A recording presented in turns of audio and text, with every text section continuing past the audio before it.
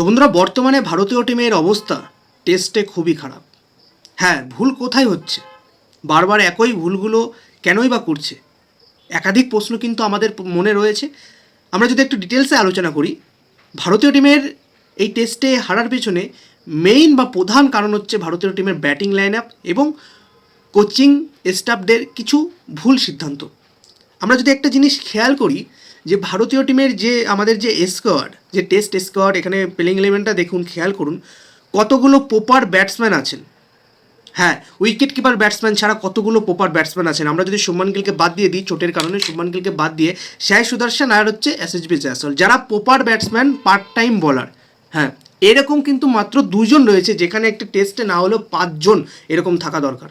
তবেই আপনি একটা টেস্ট 5 দিনের টেস্ট একদম দাপিয়ে জিততে পারবেন, যখন আপনাদের কাছে একটা ভালো ব্যাটিং লাইন আপ হবে।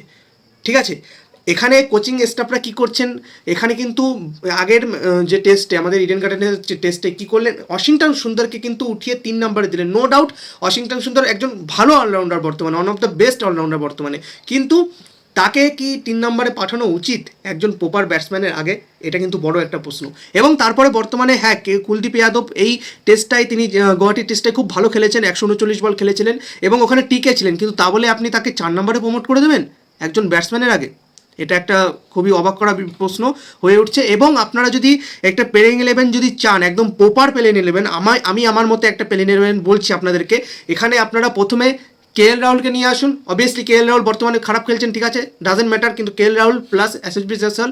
এবং 3 নম্বরে শুভমান গিল তো ফিরবেন, ক্যাপ্টেন হিসেবে ফিরবেন, আজ না হোক কাল কিন্তু ফিরবেন। তো শুভমান গিলকে আপনারা বলুন যে শুভমান গিল যেন 3 নম্বরে আসে। দল খারাপ খেলুক ভালো খেলুক ডাজেন্ট ম্যাটার, যেন তিনি 3 নম্বরেই আসেন, তবে কিন্তু একটা ভালো পজিশনে যেতে পারবে। এবং তারপরে কিন্তু 4 নম্বরে, যেটা সবথেকে ভাইটাল পয়েন্ট হয়ে যাচ্ছে বর্তমানে, একে পারছে ওকে পারছে 4 নম্বরে পাঠিয়ে দিচ্ছে না, একজনকে প্রপার বলুন যে আপনি 4 নম্বরেই খেলবেন। তার জন্য সবথেকে বড় নাম হয়ে উঠছে বর্তমানে, তিনি হচ্ছে শ্রেয়াস আইয়ার। শ্রেয়াস আইয়ার টেস্ট স্কোয়াডে নেওয়া হচ্ছেই না তাকে। হ্যাঁ জানি বর্তমানে এই হালে তিনি ইনজুরি খেয়েছেন, কিন্তু তার আগেও তাকে কিন্তু টেস্টে তেমনভাবে সুযোগ দেওয়া হয়নি IPL ভালো খেলার সত্ত্বেও।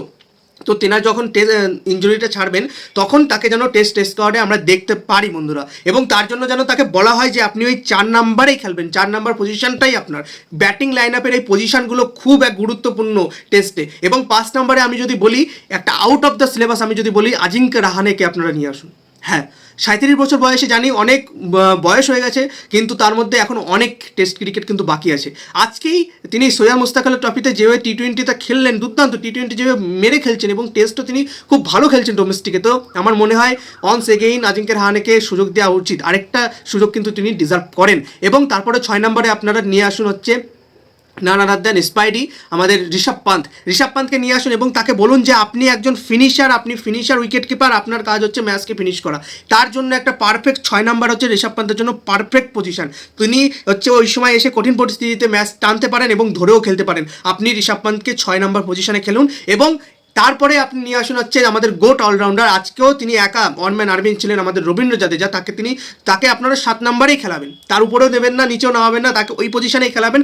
8 নম্বরে আপনারা ওয়াশিংটন সুন্দরকে নিয়ে আসুন। আমি অক্ষর প্যাটেলের কথা কেন বলছি না, কারণ অক্ষর প্যাটেলের অনেকটাই রবীন্দ্র জাদেজার মতনই কাজ, ঠিক আছে। তো একই প্লেয়ার দুটো রাখার কোনো মানে হয় না। আপনারা ওখানে নিয়ে আসুন হচ্ছে ওয়াশিংটন সুন্দরকে, যিনি ভালো ওখানে অফ স্পিন করতে পারবেন এবং ডানহাতি বলার তিনি, সঙ্গে ব্যাটিংয়ের অনেক দক্ষতা আছে তার মধ্যে। এবং তারপরে যদি আপনারা চান যে আমাদের একটা অলরাউন্ডার লাগবে, ফাস্ট বলার অলরাউন্ডার, নিয়ে আসুন না হার্দিক পান্ডিয়াকে, কি আছে, নিয়ে আসুন। তিনি আবার 5 উইকেট হল নিয়ে দেখাবেন, যেভাবে তিনি ইংল্যান্ডে নিয়েছিলেন বিরাট কোহলির আমলে, ঠিক আছে।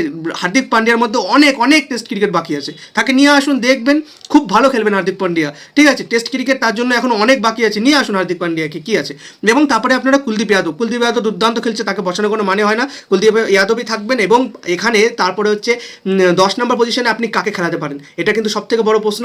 এখানে মোহাম্মদ সিরাজ কিন্তু সেভাবে চলতে পারছেন না, ঠিক আছে। তার জন্য আপনারা একটা জিনিস খেয়াল করুন, মার্কো ইয়ানসন যেভাবে এবার সাউথ আফ্রিকার হয়ে তিনি দুর্দান্ত বল করলেন এবং যেভাবে তিনি উইকেটগুলো নিয়েছিলেন, দারুণ তিনি বল করেছেন, ঠিক আছে। আপনার নিয়ে আসুন হচ্ছে আর্শদীপ সিংকে।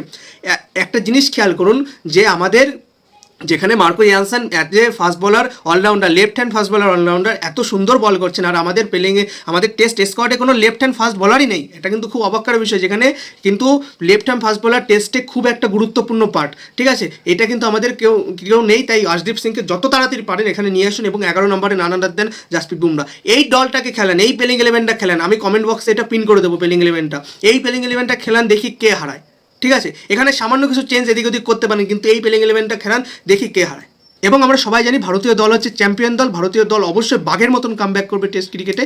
আর বন্ধুরা, আপনাদেরকে মন্তব্য সেটা আমি কমেন্টে কিন্তু অবশ্যই জানতে চাই। আর ভিডিওটা ভালো লাগলে অবশ্যই লাইক, শেয়ার এবং সাবস্ক্রাইব করতে ভুলবেন না। ধন্যবাদ।